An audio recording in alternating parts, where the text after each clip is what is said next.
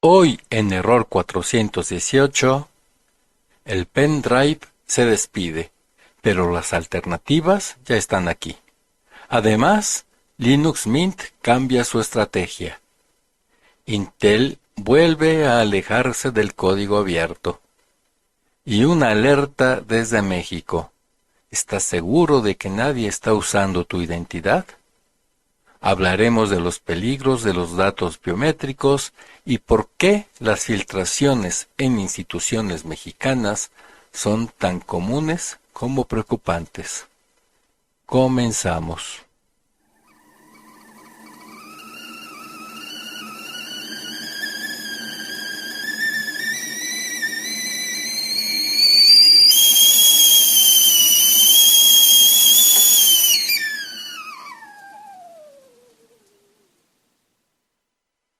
Durante más de 2 décadas fue el rey para mover objetos, archivos, entre computadoras, pero en 2026 el pendrive se ha quedado atrás. Sus capacidades ya no bastan frente a los videos en 4K o sesiones de fotos en crudo con más de 50 gigabytes. Además, los portátiles y tablets modernos han eliminado el puerto USB-A, haciendo incómodo su uso. ¿Qué lo sustituye? 3 opciones. Primero, los SSD externos con USB-C o Thunderbolt, que esto resulta ideal para los profesionales. Las tarjetas microSD de alta velocidad para móviles y cámaras son una segunda alternativa. Y tercero, la nube, que permite acceso y colaboración desde cualquier lugar, aunque requiere conexión. Y para mucho espacio, pues sí se requiere una suscripción mensual. El pendrive no ha muerto del todo. Sigue siendo útil para instalar sistemas, pero su reinado ha terminado.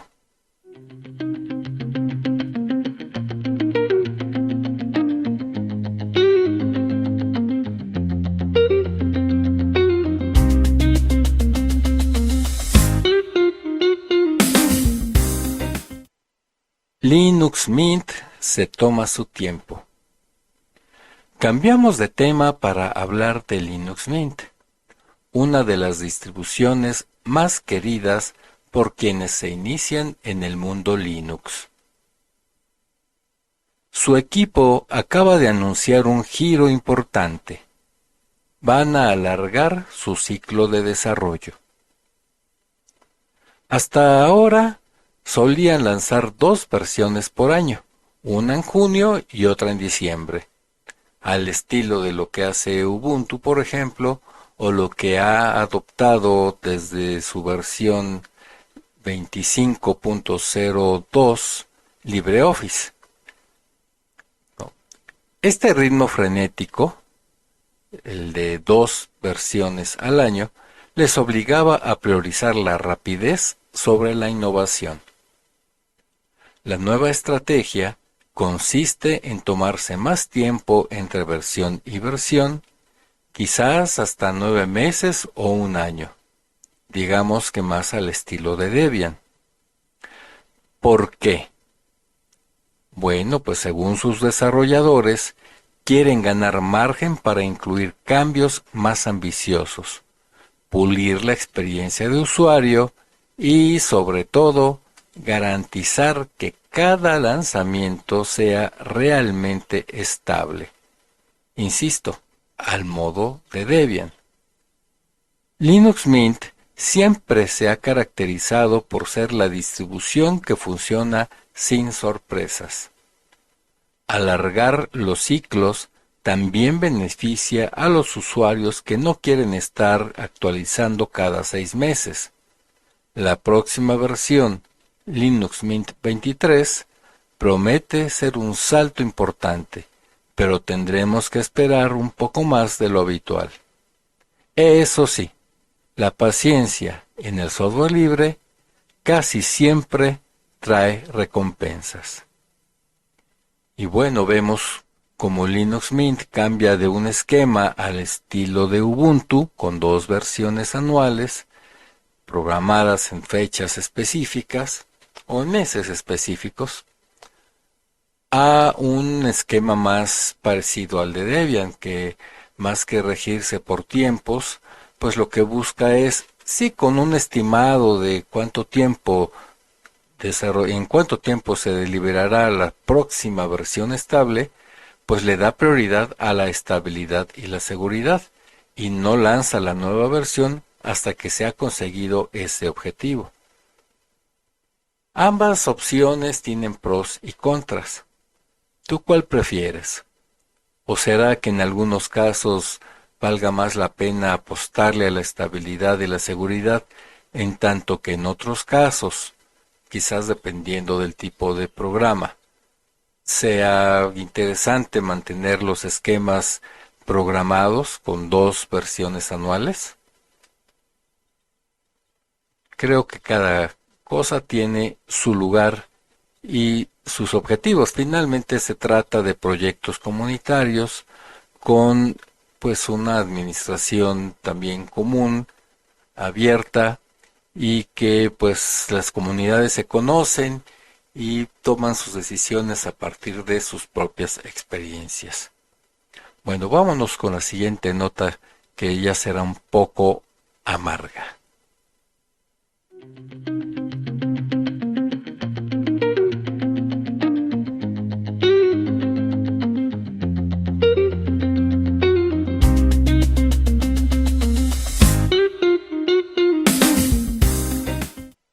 Bueno, pasemos entonces a una noticia que ya no es tan optimista. Se trata de Intel, la gigante de los procesadores, de la electrónica, que ha vuelto a las andadas.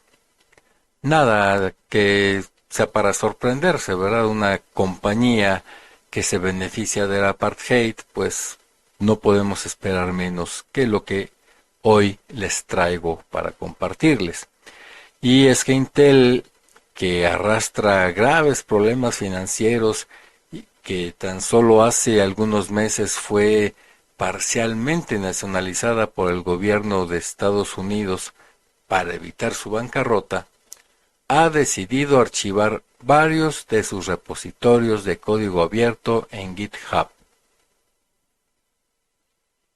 Entre los proyectos eliminados o puestos en modo de solo lectura, se encuentran varios relacionados con inteligencia artificial y aceleración de hardware.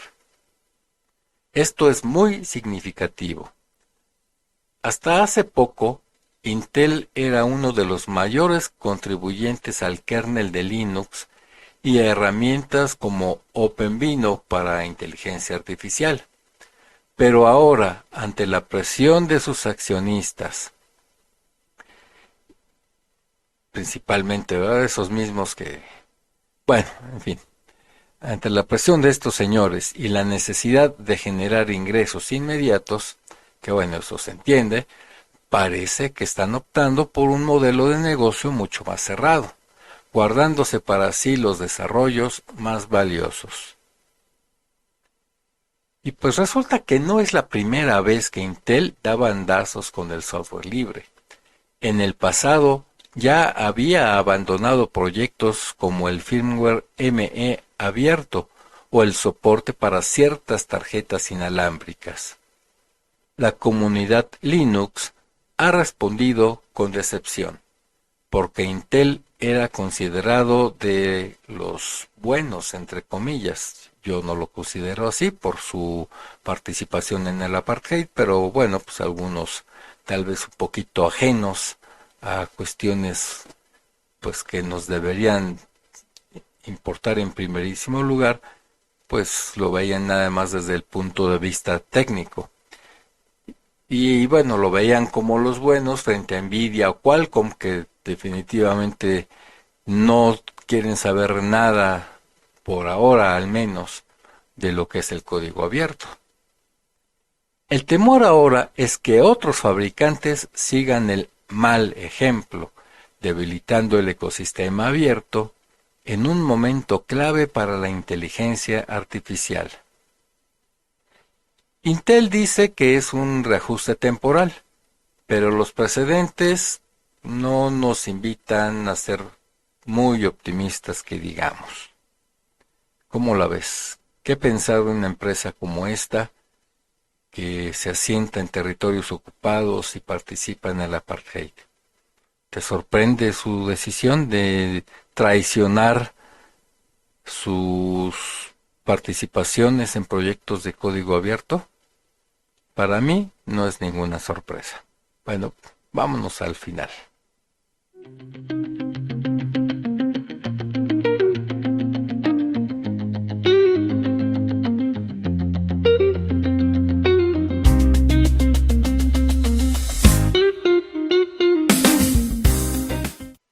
Alerta en México. CURP, datos biométricos y filtraciones recurrentes. Cerramos esta cápsula con este tema que pues nos toca de cerca quienes vivimos en esta geografía que todavía se llama México. Se ha hecho viral un caso de un joven que descubrió que su CURP, para quienes nos escuchen desde otras geografías, esto significa clave única de registro de población. Bueno, este chico descubrió que ese registro suyo estaba vinculado a 11 líneas telefónicas que desde luego él no había contratado. Y esto ocurre justo cuando el gobierno mexicano impulsa el registro obligatorio de todas las líneas móviles. Sí, todos estamos obligados. Además, el plazo para vincular tu número de celular a tu CURP vence el 30 de junio del 2026. Las líneas no registradas serán suspendidas. Aquí cabe preguntar primero, bueno, ¿y quiénes registraron esas 11 líneas con el CURP de este joven? No hace falta pensar mucho. Alguien que no quería registrar líneas telefónicas vinculadas con su propio CURP. ¿Y quién pudiera estar interesado en registrar su línea telefónica cumpliendo con lo que marca la ley, pero usurpando a otra persona? Es decir, ocultando su propia identidad. ¿Serán delincuentes? Bueno, pues hasta aquí parece que esto del registro de celulares pudiera ser una medida razonable contra la delincuencia y el robo de identidad, aunque estamos viendo que pues de origen está mal diseñada porque a partir del robo de identidad están registrando líneas que seguramente serán utilizadas para delinquir. Pero bueno, el problema de fondo es mucho más grave, porque el gobierno no solo está pidiendo tu CURP, en muchos procesos de registro, especialmente los más recientes, también están solicitando datos biométricos, es decir, huellas dactilares, reconocimiento facial e incluso el patrón del iris. Bueno, y ay, pues qué bueno, ¿no? Es muy seguro. Ajá. A ver, ¿por qué esto podría ser peligroso? Bueno, pues porque los datos biométricos son únicos e inmutables. Si filtran tu contraseña, puedes cambiarla. Si filtran tu número de tarjeta, pues cancelas la tarjeta y sacas otra. Pero si filtran tu huella o tu iris, no te puedes cambiar el dedo o el ojo. No puedes obtener un nuevo iris o una nueva huella. Esa información te identifica para toda la vida. Y si es utilizada para fines criminales, para cometer delitos como secuestros, extorsiones, fraudes. A ver, desarrollemos un poquito la idea. Una filtración masiva de datos biométricos permitiría a los delincuentes tener toda esa información tuya suplantar entonces tu identidad en sistemas de control de acceso físico, como en tu trabajo, por ejemplo, en tu banco o incluso en los accesos a aeropuertos. Podrían desbloquear tu teléfono en caso de que uses la huella o acceder a tu banca en línea si el sistema usa reconocimiento facial, por ejemplo. Y lo peor, tú no tendrías forma de demostrar que los datos originales son tuyos y que tú no los utilizaste para esos ingresos, porque la biometría no es un secreto, es una característica que dejas en cada superficie que tocas o en cada foto que publicas en redes sociales. Y es única, esa sí es única, no se puede falsificar.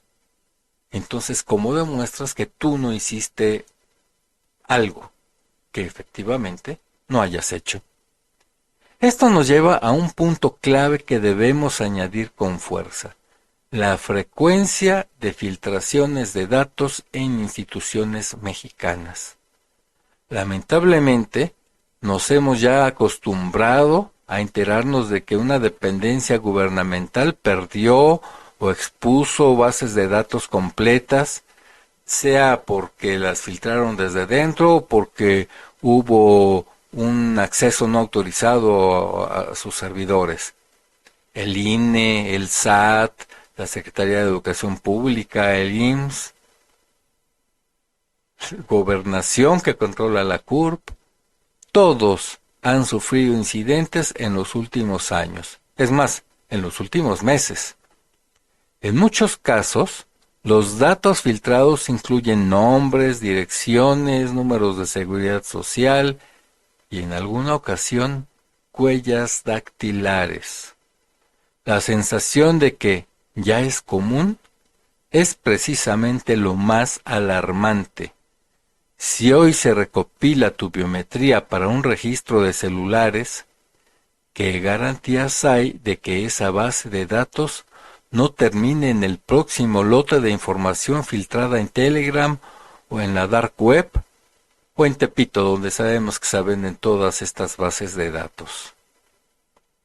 Recordemos el caso de Telcel, creo que fue en enero, cómo en la página donde supuestamente podrías registrar tu número celular de esa compañía, pues podías obtener con algún truco muy sencillo, sin ser un gran programador, es más, sin ser programador, podías obtener todos los datos de los clientes activos.